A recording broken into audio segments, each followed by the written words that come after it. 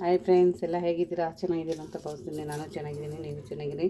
Puliyogare powder ಅದು ಮತ್ತು ಸಾಸಿವೆ ಮತ್ತು ಕಡಲೆಬೇಳೆ, ಉದ್ದಿನಬೇಳೆ, ಕಡಲೆಬೇಳೆ, ಸಾಸಿವೆ ಉದ್ದಿನಬೇಳೆ, ಕಡಲೆಬೀಜ, ಜೀರಿಗೆ, ಮೆಣಸಿನ್ಕಾಯಿ, ಕರಿಬೇವು. ಮತ್ತು ಇವಾಗ ನಾವು ಪುಳಿಯೋಗರೆ ಮಾಡೋಣ.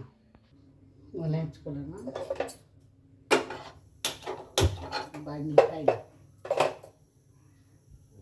ನೋಡಿ, ಎಣ್ಣೆ ಹಾಕೋಣ.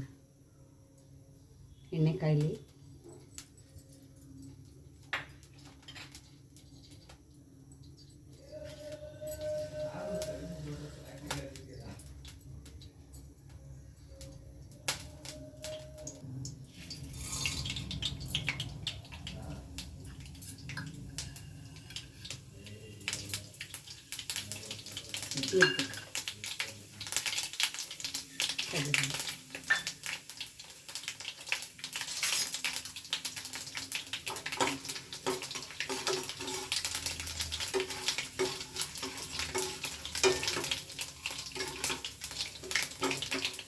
ಸ್ಟೀಲ್ದು ಬೇಗ ಕಪ್ಪಾಗೋದು,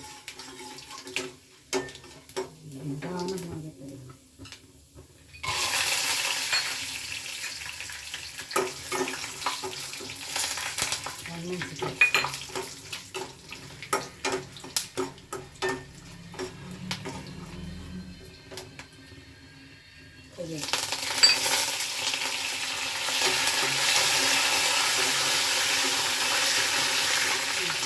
ಆಗಿದೆ, ಆಫ್ ಮಾಡಿಬಿಡೋಣ.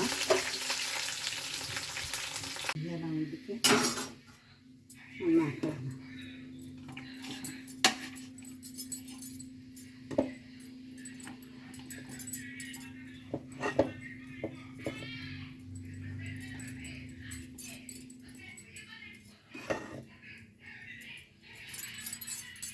ಬಿಸಿಲನ್ನ ಹಾಗೆ ಮಾಡಿ ಇಟ್ಕೊಂಡಿದ್ದೆ.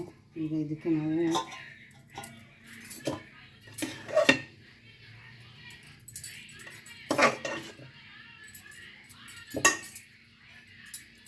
ಪುಡಿ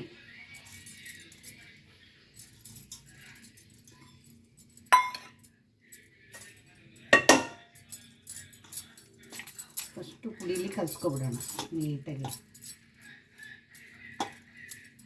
ಯಾವಾಗಲೂ ಪುಳಿಯೋಗರೆ ಹಿಂಗೆ ಮಾಡಬೇಕು, ತುಂಬ ಚೆನ್ನಾಗಿರುತ್ತೆ.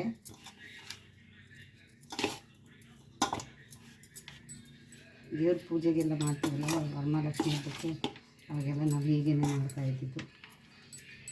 ನೀಟಾಗೆಲ್ಲ ಕಲಿಸ್ಕೋಬೇಕು.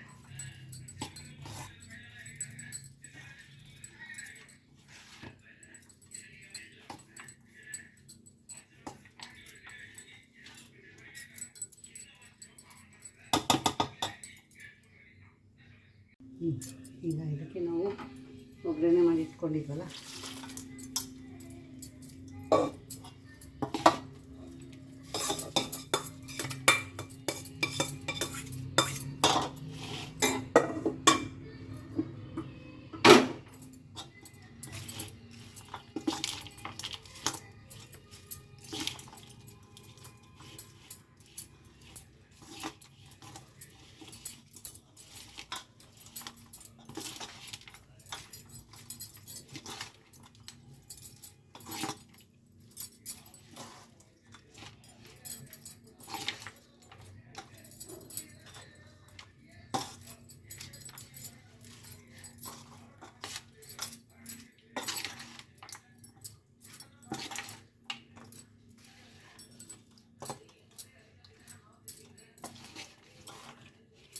ಅವಾಗವಾಗ ಮನೇಲಿ ಪುಳಿಯೋಗರೆ ಮಾಡಬೇಕು.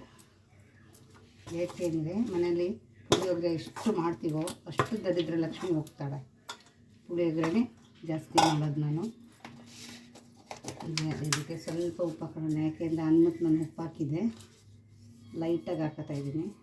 ನೋಡ್ಕೊಂಡು ಹಾಕೊಳ್ಳಿ ನೀವು.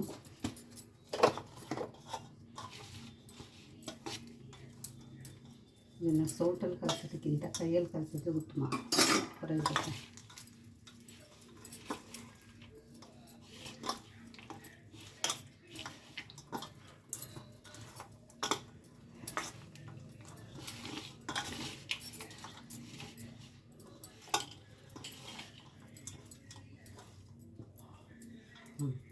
ಆಯಿತು ಪುಳಿಯೋಗರೆ.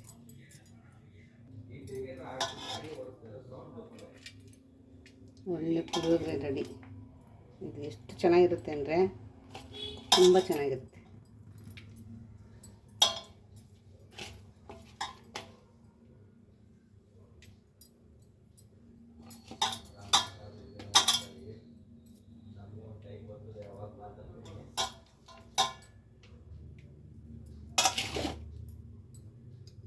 ಮನೆ ತನಕ ವೀಡಿಯೋ ನೋಡಿ ಚೆನ್ನಾಗಿದೆ, ಚೆನ್ನಾಗಿ ಬಂದಿದೆ ಪುಳಿಯೋಗರೆ.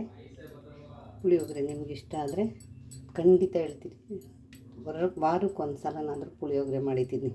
ತುಂಬ ಒಳ್ಳೆಯದು. ಒಂದು ದರಿದ್ರ ಲಕ್ಷ್ಮಿ ನಮ್ಮ ಮನೇಲಿ ಕೂರಲ್ಲ. ಇದು ಪುಳಿಯೋಗರೆಗೆ ತುಂಬ ಶಕ್ತಿ ಇದೆ. ದೇವಸ್ಥಾನದಲ್ಲೆಲ್ಲ ಏನಕ್ಕೆ ಮಾಡ್ತಾರೆ ಹೇಳಿ ಪುಳಿಯೋಗರೆನ? ತುಂಬ ಒಳ್ಳೆಯದು. ಆಚರಣೆಗಳೆಲ್ಲ ತುಂಬ ಇದೆ.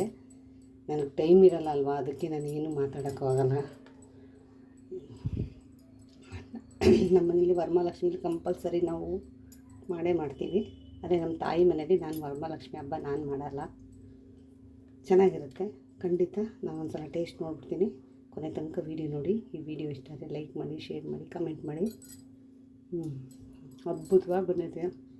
ನೀವು ಮನೇಲಿ ಒಂದು ಸಲ ಟ್ರೈ ಮಾಡಿ ಈ ಥರ. ಥ್ಯಾಂಕ್ ಯು, ಧನ್ಯವಾದ. ಮಕ್ಕಳು ಒಬ್ಬೊಬ್ಬರು ಇಷ್ಟಪಡಲ್ಲ. ಖಂಡಿತ ಮನೇಲಿ ಮಾಡ್ಕೊಳ್ಳಿ, ತುಂಬ ಚೆನ್ನಾಗಿದೆ.